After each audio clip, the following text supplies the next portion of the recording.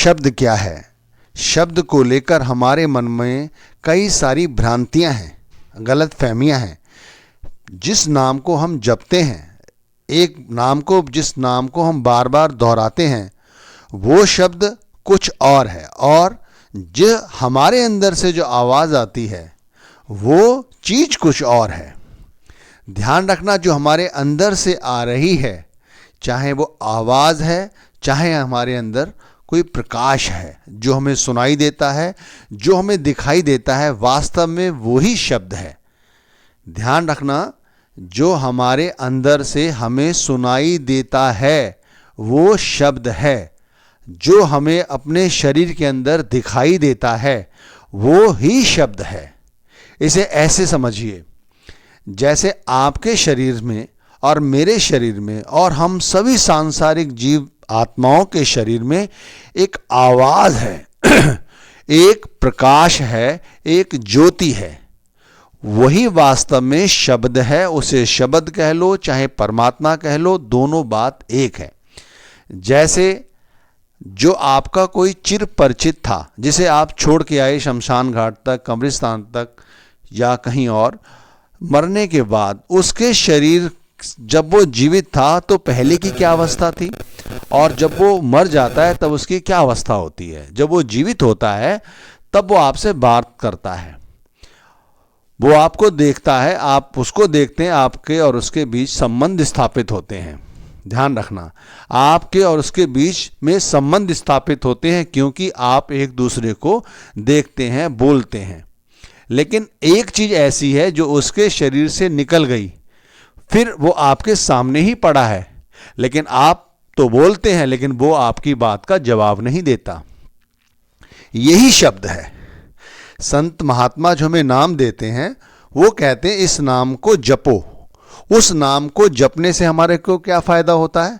उस नाम को जपने से हमारी जो आत्मा है, मन के तावे में आके जो बार बार इधर उधर भटकती है, वो भटकना उसका कम होता है। ध्यान रखना, कम होता है, रुकता नहीं है, कम होता है। रुकता कैसे है?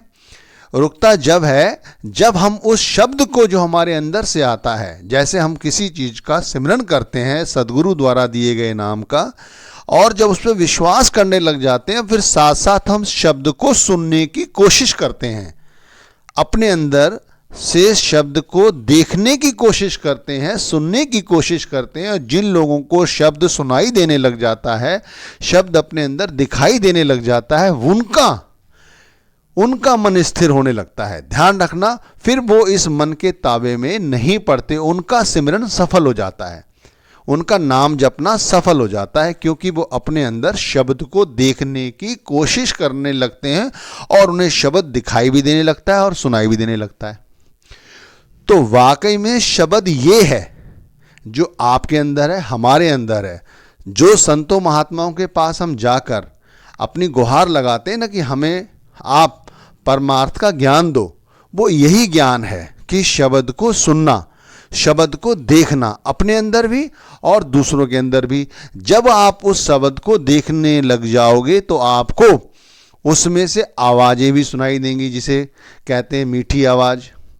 फिर आपको कहते हैं ना, कोई वैरी नहीं दिखाई देगा, हर जगह आपको परमात्मा दिखाई देगा, क्योंकि आप उस शब्द को सुनने लगोगे तो आप समझोगे, जानोगे इस तत्व ज्ञान को कि अगले जो सामने व्यक्ति खड़ा है, या कोई पशु है, या सामने कोई पक्षी उड़ रहा है, उसके अंदर भी वो शब्द है, वो परमात्मा बैठा हुआ है। ये जो सोझी है, यही ज्ञान है, यही तत्व ज्ञान है। बाकी आप चाहें शब्द शब्द कितने ही चिल्लाते रहो, उससे कोई फायदा नहीं। जैसे गुरु नानक साहिब ने कहा था, शब्दे धरती शब्दे आकाश, शब्दे शब्द भया परगा, सगली सृष्टि शब्द के पाछे, नानक शब्द घटे घटाचे। वो वही शब्द है जो आपके अंदर, हमारे अंदर, इस सृष्टि में हर जगह व्याप्त है। और जिस तरह सृष्टि से शब्द निकल जाता है तो यहाँ प्रलय महाप्रलय हो जाती है, इसी तरह जब आपके अंदर से निकल जाएगा, हमारे अंदर से निकल जाएगा, या जिनसे आप परिचित थे, जो लोगों के शरीर से शब्द निकल गया, वो मृत्यु के ग्रास बन गए। इसलिए अब विचार आपको ये करना है कि आपको शब्द को समझना है या नहीं, या बार बार एक ही नाम को जपते रहने से, रटते रहने से कोई फायदा नहीं है। आपको फायदा जब ही होगा जब आप उस शब्द के जपने के साथ उसे सुनने की कोशिश करें। अब आपसे कहते हैं इस आसन में बैठ जाओ, जो आसन आपको श्रेष्ठ लगे उसमें बैठ के शब्द सुनो।